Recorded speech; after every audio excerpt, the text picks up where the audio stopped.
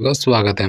यदि कोई विद्यार्थी आरोप लगाता है कि उसके उत्तर पुस्तिकाओं के मूल्यांकन में पक्षपात हुआ है, तो आप उस छात्रा या छात्र से कैसे निपटेंगे? इसकी व्याख्या में डी में आएगा।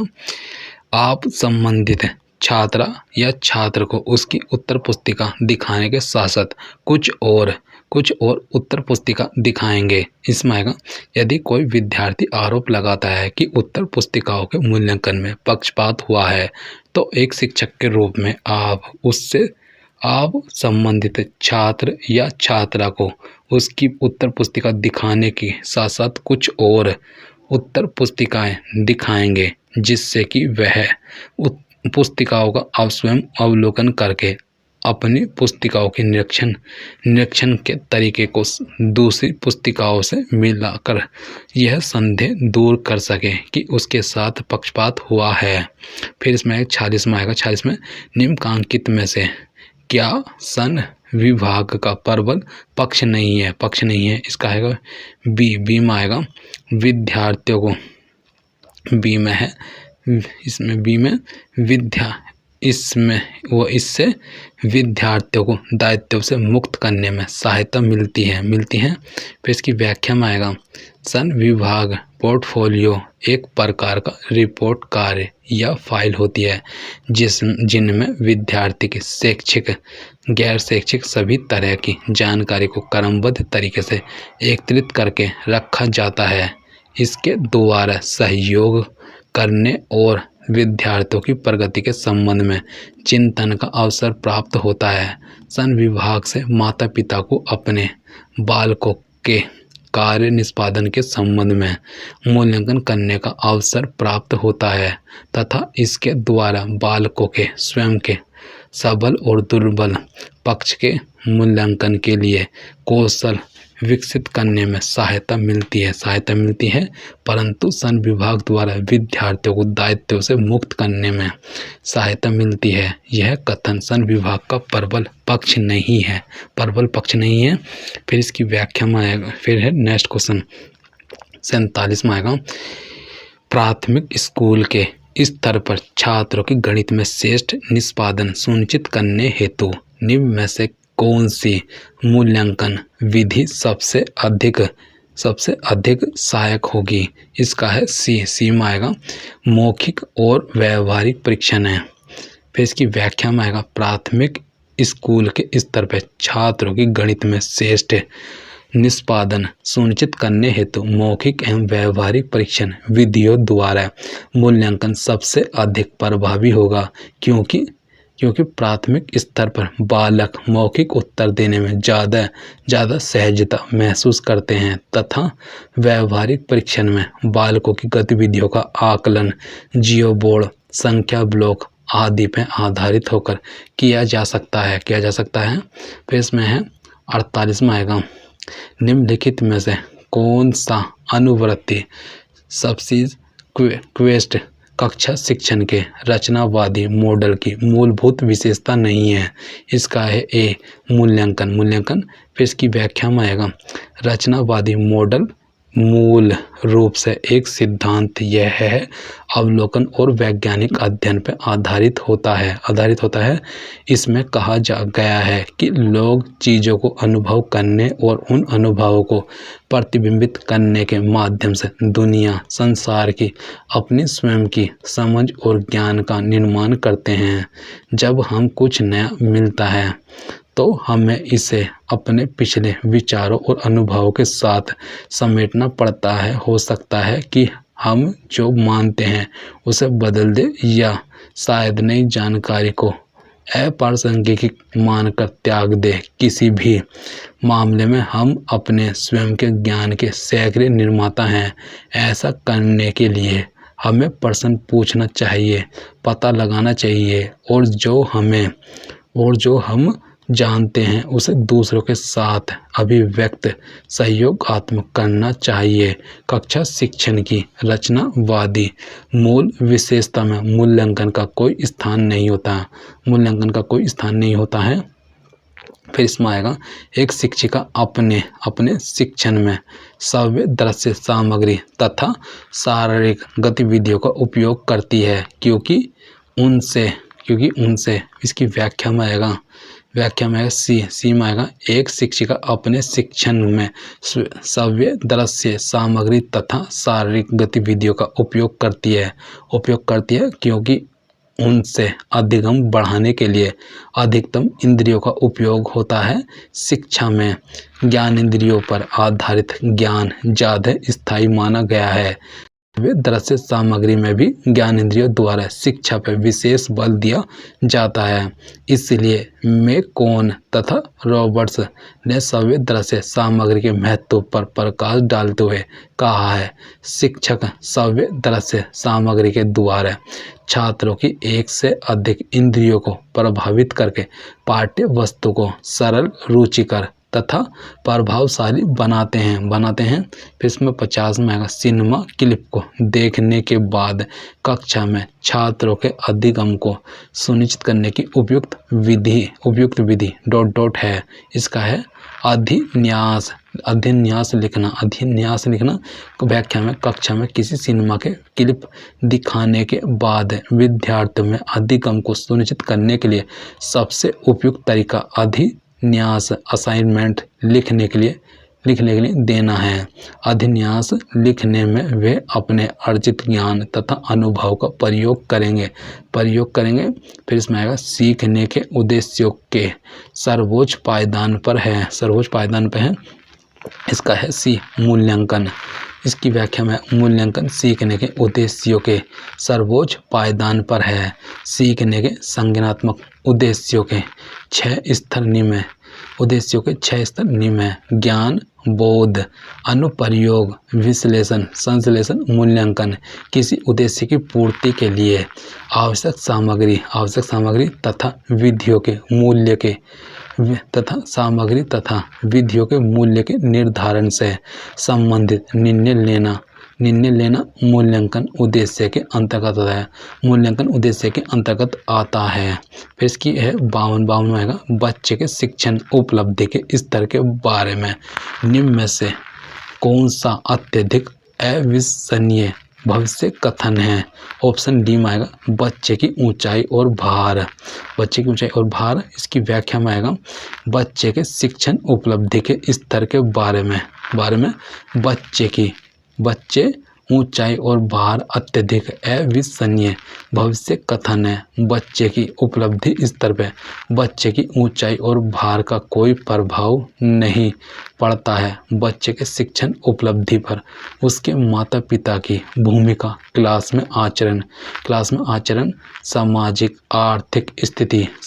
आर्थिक स्थिति, विद्यालय का वातावरण, मानसिक योग्यता आदि का प्रभाव पड़ता है। फिर इसमें आएगा 53 में आएगा निम्नलिखित में से कौन सा मॉडल एक अप्रत्यक्ष निर्देशात्मक रणनीति है जो एक संरचित पूछताछ प्रक्रिया का उपयोग करता है और जेरोम बूनर के काम पर आधारित है। इसकी व्याख्या में आएगा इसका है व्याख्या है अवधारणा प्राप्ति मॉडल एक अप्रत्यक्ष निर्देशात्मक रणनीति है जो एक संरचित पूछताछ प्रक्रिया का उपयोग करता है और जेरोम बूनर के काम पर आधारित है। यह मॉडल अवधारणाओं के सीखने एवं सिखाने के इधर गिधर घूमता है। इस मॉडल में छात्रों को उदाहरणों के बीच तुलना और अंतर करने के लिए कहा जाता है एवं उन उदाहरणों को खोजने के लिए कहा जाता है जो उन अवधारणाओं की विशेषताओं को शामिल करते हैं जो वे सीख रहे हैं। इस मॉडल के अनुसार जब अवधारणा के उदाहरणों का विश्लेषण या मूल्यांकन किया जाता है तो सीखने की अवधारणाओं को बेहतर ढंग से समझा जा सकता है। अवधारणा प्राप्ति मॉडल छात्रों के बीच संरचित पूछताछ आधारित सीखने को प्रोत्साहित करता है। फिर इसमें आएगा 54 में निबंधात्मक परीक्षण की इतनी लोकप्रियता का मुख्य कारण है ऑप्शन सी में आएगा इसकी संक्षेपण तथा संगठन कौशल को मापने की योग्यता। इसमें आएगा निबंधात्मक परीक्षण की इतनी लोकप्रियता का मुख्य कारण है इसकी संक्षेपण तथा संगठन कौशल को मापने की योग्यता। अर्थात निबंधात्मक परीक्षणों से छात्रों के संगठन, प्रस्तुतिकरण, तार्किक चिंतन, निर्णय सर्जन आदि क्षमताओं का मूल्यांकन होता है। इसमें विद्यार्थियों को अपने विचार व्यक्त करने के सहज अवसर मिलते हैं। फिर 55 में आएगा एक प्रकार का श्रेणीकरण जिसमें अलग अलग श्रेणी बिंदुओं पर अध्येताओं का एक निश्चित अनुपात होता है, क्या कहलाता है? ऑप्शन बी है सापेक्ष श्रेणीकरण। इसमें सापेक्ष श्रेणीकरण का एक प्रकार का ऐसा श्रेणीकरण है जिसमें अलग अलग श्रेणी बिंदुओं पर अध्येताओं का एक निश्चित अनुपात है, जबकि सामान्यता संभावना वक्र के आधार पर निर्धारित मानक निरपेक्ष श्रेणीकरण में बच्चों की निष्पत्ति के आकलन का संदर्भ बिंदु होता है। फिर इसमें 56 में आएगा वस्तुनिष्ठ परीक्षण उपयुक्त नहीं है। फिर इसकी है व्याख्या में आएगा उपयुक्त नहीं है। इसमें डी अनुमान तत्वों से बचाव में फिर इसकी है व्याख्या में वस्तुनिष्ठ परीक्षण अनुमान तत्वों से बचाव में उपयोगी नहीं होता है, अपितु अनुमान तत्वों को प्रोत्साहित करना इस परीक्षण का एक मुख्य दोष है। वस्तुनिष्ठ परीक्षण की विशेषताओं के अंतर्गत विचारों के विकास और संगठन, विस्तृत प्रतिनिधित्व, अंकों में समानता, छात्रों के लिए उपयोगी रटने का अंत, एक संक्षेपित उत्तर की सरलता, धन की बचत, अंकन की सरलता आदि सम्मिलित है। वस्तुनिष्ठ परीक्षण किसी परीक्षण के व्यक्तिनिष्ठ पूर्वाग्रहों से मुक्त होते हैं। फिर इसकी व्याख्या में आएगा विद्यार्थी की लेखन शैली और अभिव्यक्ति की शक्ति द्वारा सबसे अच्छी तरह परीक्षण की जाती है। ऑप्शन सी में आएगा विस्तृत उत्तर वाले परीक्षण। व्याख्या में आएगा विद्यार्थी के लेखन शैली और अभिव्यक्ति की शक्ति विस्तृत उत्तर वाले परीक्षण द्वारा सबसे अच्छी तरह परीक्षण की जाती है। इस परीक्षण के द्वारा विद्यार्थियों में समालोचनात्मक चिंतन एवं रचनात्मकता को बढ़ावा दिया जाता है। फिर इसमें 58 का आएगा पैटर्नसन पैमाना एक है। इसमें आएगा सी निष्पादन परीक्षण। इसकी व्याख्या में आएगा पैटर्सन पैमाना एक निष्पादन परीक्षण है जिसमें बधिर या विदेशी व्यक्तियों के खिलाफ पूर्वाग्रह को कम करने के प्रयास में भौतिक सामग्री शामिल की जाती है। इसका उपयोग असामान्य बच्चों में विशिष्ट घाटे को निर्धारित करने के लिए किया जा सकता है। इसका उपयोग कई व्यक्तित्व लक्षणों की पहचान करने एवं समझने के लिए भी किया गया था, जैसे दृढ़ता, ध्यान अवधि, प्रतिक्रिया समय, समस्या सुलझाने की मौलिकता, आत्म नियंत्रण, थकान और स्थिरता है। फिर इसके 59 में आएगा विद्यार्थियों में परीक्षा उत्तेजना को घटाने का कौन सा एक तरीका नहीं है। ऑप्शन बी में आएगा लिखित परीक्षाओं पर जोर देना। फिर इसकी व्याख्या में आएगा विद्यार्थियों में परीक्षा उत्तेजना को घटाने के लिए निम्नलिखित तरीके हैं। फर्स्ट है सब अधिकांश ग्रेड्स को 1 या 2 ग्रेड्स पर आधारित करने से बचना। फिर है सेकंड अनावश्यक समय दबाव से बचना। परीक्षा के पाठ्यक्रम के संबंध में स्पष्टता उपलब्ध कराना। फिर फोर्थ है विद्यार्थियों के अनुरूप वातावरण का निर्माण करना। लिखित परीक्षाओं पर जोर देना यह परीक्षा उत्तेजना को घटाने का तरीका नहीं है। फिर इसमें आएगा 60 में है अध्यापक निर्मित तथा मानकीकृत परीक्षणों का मुख्य अंतर निम्नलिखित में से किस क्षेत्र में है? किस क्षेत्र में? ऑप्शन ए में आएगा वस्तुगतता। फिर इसकी व्याख्या में आएगा अध्यापक निर्मित तथा मानकीकृत परीक्षणों का मुख्य अंतर वस्तुगतता के क्षेत्र में होता है। किसी परीक्षण की वह विशेषता जो उससे परीक्षक की व्यक्तिगत पसंद या दृष्टिकोण तथा उसके विचार से मुक्त रखती है, परीक्षण की वस्तुगतता कहलाती है। यहाँ अध्यापक निर्मित परीक्षण में वस्तुगतता के स्थान पर विषय निष्ठा की ज़्यादा संभावना होती है, क्योंकि इसमें अध्यापक के पसंद और दृष्टिकोण और उसके विचार से प्रभावित होने की संभावना अधिक है। इसकी फिर इसमें आएगा 61 में आएगा कक्षीय परीक्षाओं का मुख्यतः प्रयोग किया जाता है। इसमें आएगा बी में आएगा छात्रों की ग्राह्यता का पता लगाने के लिए। इसमें आएगा व्याख्या में कक्षीय परीक्षाओं का मुख्यतः प्रयोग छात्रों की ग्राह्यता का पता लगाने के लिए किया जाता है। इसे प्राय निदानात्मक परीक्षण भी कहा जाता है।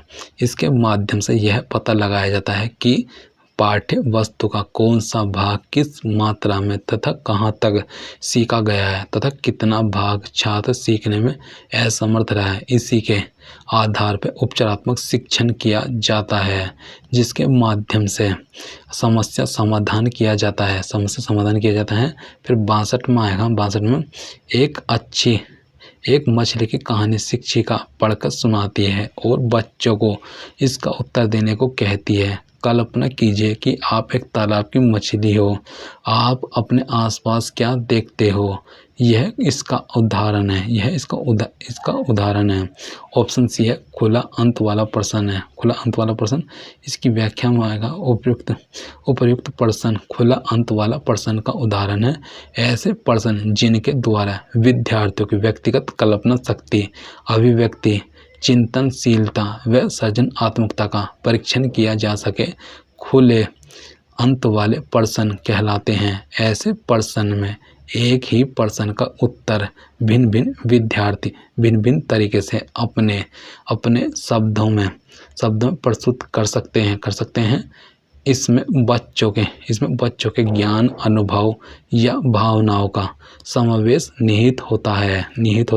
63 में आएगा सामान्यता कसौटी संदर्भित परीक्षण निम्नलिखित में से किस उद्देश्यों के लिए सबसे उपयुक्त है? ऑप्शन है इसका बी में आएगा शिक्षकों को यह जानने में मदद करना कि क्या उन्होंने उनके विशेष उद्देश्यों को पूरा किया है। फिर इसमें व्याख्या में आएगा सामान्यता कसौटी संदर्भित परीक्षण शिक्षकों को यह जानने में मदद करता है कि क्या उन्होंने उनके विशेष उद्देश्यों को पूरा किया है। कसौटी संदर्भित परीक्षण में शिक्षक विद्यार्थी के क्षमता, योग्यता, व्यवहार व प्रगति का परीक्षण किसी पूर्व निर्धारित मानदंड या कसौटी के आधार पर करता है तथा उसी के आधार पर वह समस्त छात्रों का व्यक्तिगत रूप से मूल्यांकन करता है। फिर 64 में ... उपकरण शिक्षकों को यह निर्दिष्ट करने में मदद करता है कि विभिन्न विषयों के लिए कितनी परीक्षण रिक्त प्रदान करनी है। इसका आएगा व्याख्या सहित आंसर। इसका व्याख्या सहित यह बी में है। इसमें टेस्ट ब्लूप्रिंट उपकरण शिक्षकों को यह निर्दिष्ट करने में मदद करता है कि विभिन्न विषयों के लिए कितनी परीक्षण रिक्त प्रदान करनी है। जिस प्रकार इमारत का निर्माण करने से पूर्व आर्किटेक्ट अथवा कारीगर द्वारा एक अच्छा एवं नया मानचित्र बना लिया जाता है और कारीगर उसी के अनुसार इमारत का निर्माण कर सकता है, ठीक उसी प्रकार अच्छे प्रश्न पत्र का निर्माण करने से पूर्व शिक्षक द्वारा एक ब्लूप्रिंट तैयार किया जाता है। उसी आधार पर प्रश्न पत्र का निर्माण करते हैं। ब्लूप्रिंट एक प्रकार से ढांचे की तरह कार्य करता है। फिर इस जिसके आधार पर प्रश्न छात्रों का जिसके आधार पर प्रश्न पत्रों का निर्माण किया जाता है। फिर 65 में आएगा, 65 में है शिक्षक द्वारा पूछे गए किस प्रकार के प्रश्नों को अभिसारी प्रश्न कहा जाता है। इसमें आएगा अभिसारी प्रश्न कहा जाता है। इसका ऑप्शन सी है। सी में है एकल और निश्चित सही उत्तर वाला प्रश्न दोनों। फिर इसकी व्याख्या में आ जाएगा। व्याख्या में एक शिक्षक द्वारा पूछे गए एकल और निश्चित या केवल सही उत्तर वाले दोनों प्रश्न अभिसारी प्रश्न हैं। अभिसारी प्रश्न समस्या समाधान में सहायता करते हैं और बुनियादी प्रक्रियाओं जैसे मापन, संचरण, तुलना करने और विकास करने के लिए अति उपयोगी होते हैं। अतः इस प्रकार के सवालों को निर्धारित प्रश्नों के रूप में भी संदर्भित कर सकते हैं।